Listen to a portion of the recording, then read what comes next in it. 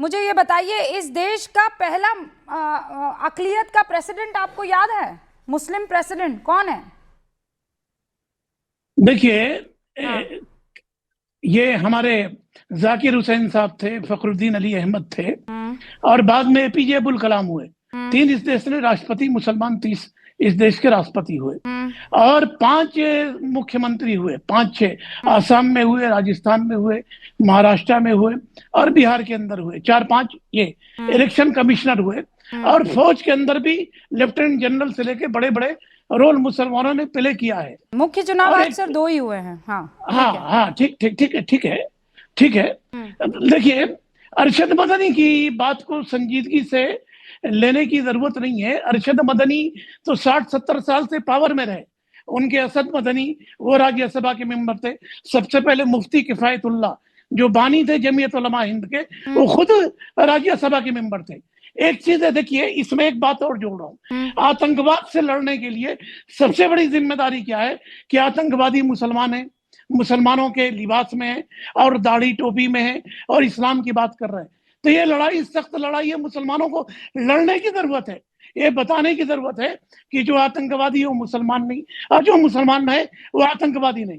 जिस तरह से पंजाबियों ने लड़ाई लड़ी खालिस्तानियों के खिलाफ, उसी तरह से मुसलमानों को ये लड़ाई लड़ने की जरूरत है। कुरान करीम में कहीं नहीं आतंकवाद के बारे में, कुरान करीम में कहीं नहीं, मगर मेंटालिटी बन गई है मुसलमानों की, एक जहन बन गई है कि हम सुपर हैं, हम सबसे ऊपर हैं, हम सबसे आगे हैं। तो मुझे लगता है कि इस मेंटालिटी को खत्म करने की जरूरत है। जब तक हम खत्म नहीं करेंगे। अब एक सेकंड मुफ्ती साहब, एक सेकंड, फ्रेम में, फुल फ्रेम मुफ्ती साहब।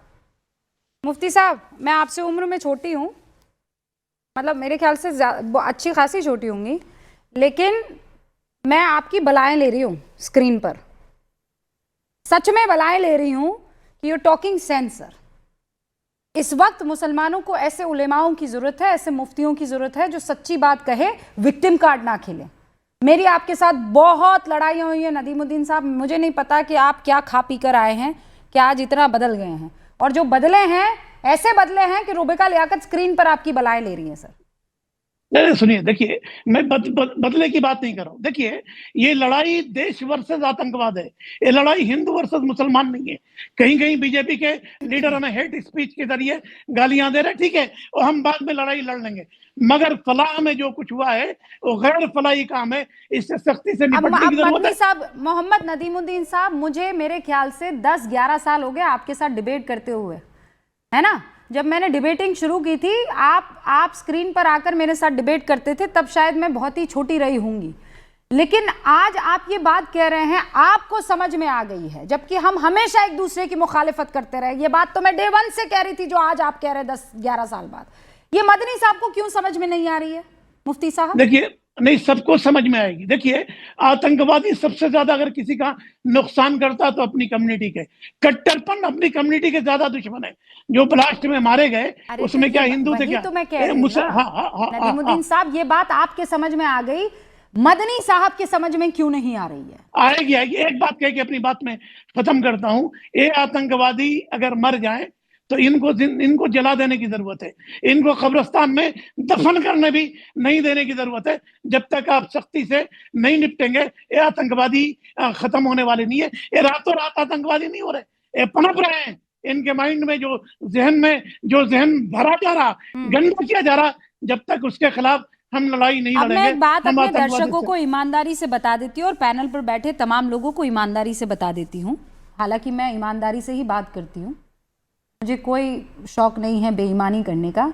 ये आपको कितने लोग अभी स्क्रीन पर दिखाई दे रहे हैं? मुझे छोड़कर मैं दर्शकों से पूछ रही हूँ, आपको 6 लोग दिखाई दे रहे हैं। जनरली मैं जब भी डिबेट करती हूँ तो 3 एक पक्ष होते हैं और 3 दूसरा पक्ष होता है, ताकि तीनों अपनी बात कह सके जो भी उनके दिल में है। ये देखिए आपके सामने ये स्क्रीन पर है ना? 1 2 3 4 5 6, और ये 7वें जाहक भाई भी जुड़ गए हमारे साथ। लेकिन यहाँ पर नदीम साहब को मैंने इसलिए जोड़ा था, मुझे ये लगा था नदीम साहब मदनी साहब का पक्ष रखने वाले हैं। लेकिन आप देखिए, इसे कहते हैं समझदारी, कि उन्होंने कहा जो सच है वो सच को मैं मानूंगा। अब इस वक्त स्क्रीन पर मेरे साथ बाकी जितने भी हैं, मोहसिन रजा साहब, आपने सुना क्या कह रहे हैं नदीमुद्दीन साहब? जला दो आतंकियों को। जलाना नहीं, या बिल्कुल ये भी कह रही हूं कि उनको जो आखिरी राइट है, ये मुसलमानों को बताते हैं कि जब तक तुम दफन नहीं होते हो, जब तक तुम्हारा दफन कफन नहीं होता है, तुम्हें ऊपर जन्नत नसीब नहीं होगी, वो रास्ता ही काट दो। तो देखिए रूबिका जी, एक बड़ी अच्छी बात कही नदीमुद्दीन साहब ने। उन्होंने एक बड़ी अच्छी बात ये कही, और मैं भी अपने इस जिम्मेदार टीवी चैनल और अपनी जिम्मेदारी को सामने रखते हुए लोगों से कहना चाहता हूं, और अपने देश के खासकर के कवानीन में भी कहना चाहता हूं कि ये जो आतंकवादियों को बाद में दफनाया जाता है फांसी की सजा देने के बाद, जब ये एक बात आम तौर से सारे ही मुस्लिम उलेमा इस बात को कहते हैं कि, और सभी लोग कहते हैं कि आतंकवाद का कोई धर्म नहीं होता, तो फिर धर्म के नाम पर उनको दफनाया क्यों जाता है? बिल्कुल सही। ये मेरा एक सवाल है कि अगर आप खुद ही कह रहे हैं, आप किसी भी आलिम दीन से पूछिए, किसी भी धर्म गुरु से हमारे पूछिए, अरे साहब इसमें धर्म नहीं होता, कोई आतंकवादी का धर्म नहीं होता। जब पकड़े जाते हैं तो सब धार्मिक होते हैं और 99% मुसलमान होते हैं। तो इसलिए आप ये बताइए ना मुझे कि अभी उन्होंने जो बात कही, मैं उसको बिल्कुल भी नदीमुद्दीन साहब की बात को आगे बढ़ाता हूं कि कतई तौर पे ये भी एक परंपरा डल जाना चाहिए हमारे देश में कि कोई भी आतंकवादी को अगर हम फांसी की सजा देंगे, हमारी अदालत देती है, तो उसको हम कब्र नहीं देंगे किसी भी हाल में। मोहसिन रजा साहब, फांसी की सजा कहाँ, वो तो फट ही जाते हैं। कहाँ फांसी की सजा देने जाएंगे? मेरा कहना यह है कि बहुत सारे हमारे, नोट, आप देखिए ना, अभी जैसे मैं फिर ये होता है कि उनके लास्ट राइट्स किए जाते हैं, ठीक है, आखिरी जो नमाज होती है जनाजे की वो पढ़ी जाती है। मैं कहती हूँ क्यों पढ़ी जाती है, जब वो आतंकी मुसलमान है ही नहीं, आप कह रहे हो, तो जब उसका धर्म है ही नहीं तो क्यों पढ़ रहे हो उसके जनाजे की नमाज?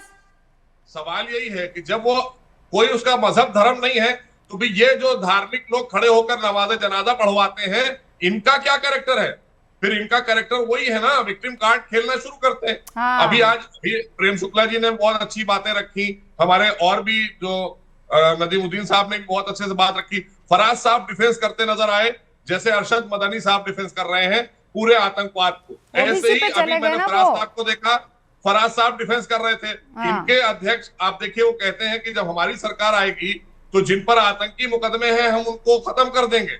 मतलब मेरी सरकार तो आने दीजिए। दोनों स्क्रीन पर तो ये इस तरफ की जल्दी जवाब दीजिए, फिर मेरे तीनों और मेहमान। सॉरी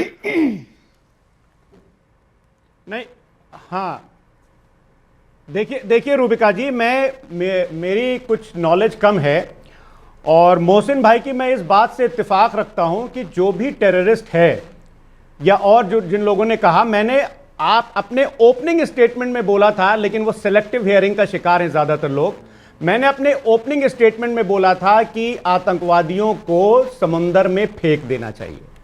लेकिन अब मोहसिन भाई बहरहाल बड़े भाई हैं अपने, तो मैं इनसे एक चीज पूछना चाहता हूं कि बेन सिंह का अंतिम संस्कार कैसे हुआ था, या नाथूराम गोडसे का कैसे हुआ था, या केहर सिंह का कैसे हुआ था? कहा ना कि आप जिन लोगों ने डिफेंस करने लोगों को मारा, इसमें डिफेंस दिखाई दे रहा है। आप फिर आ गए ना आतंकियों को डिफेंस करने के लिए। कर रहा हूं। देखिए फराज साहब, बात यहीं पर है। अरे मोहसिन भाई सुनिए, ये मानना होगा कि ये जो आतंकियों ने अब अपना एक रूप चेंज किया है। बात तो सुनिए, आप बीच में आगे दे रहे हैं तो बात कैसे आएगी? अब मैं बोल रहा हूं कि मैं आपकी बात का समर्थन कर रहा हूं सर। नहीं, मुझे दिक्कत है। नहीं फराज साहब, आप मेरे ऊपर 10 तरह के इल्जाम लगा दीजिए। आज जो बात नदीमुद्दीन साहब कह रहे हैं, मोहसिन साहब कह रहे हैं, आप लोगों के साथ इशू है, प्रॉब्लम है, जो दिक्कत है उस पर बात करने की बजाय आए बाएं शाय करेंगे आप। आपको फौरन नाथूराम गोडसे याद आ जाएगा, बरसों पुराना। एक आपके पास ले देकर एक नाम बचता है आतंकी का। हिंदू भी तो आतंकी होते हैं, और उसमें वो कौन आता है हिंदू में, कहती हूँ गिनाइए, तो नाम गिनाने किसका लगते हैं आप? नाथूराम गोडसे का, बेअंत सिंह का, है ना? फिर उसके नहीं, फिर रुकिए, फिर मैं कहती हूँ, फिर आप नहीं रुकिए, आपकी प्रॉब्लम है। आप जैसे नहीं फराज साहब, आप जैसे बहुत लोगों की ये दिक्कत है। मुझे कितने लोग टैग करके कह रहे हैं रूबिका लियाकत आतंक पर डॉक्टर आदिल को तो बोल रही है, लेकिन ज्योति मल्होत्रा को भूल गई है। मैं कह रही हूँ ज्योति मल्होत्रा को बचाने के लिए ऐसे कितने लोग स्क्रीन पर आए हैं, कितने हिंदू आए ज्योति मल्होत्रा को बचाने के लिए, ये कहते हुए कि ओसामा बिन लादेन तो मुसलमान था।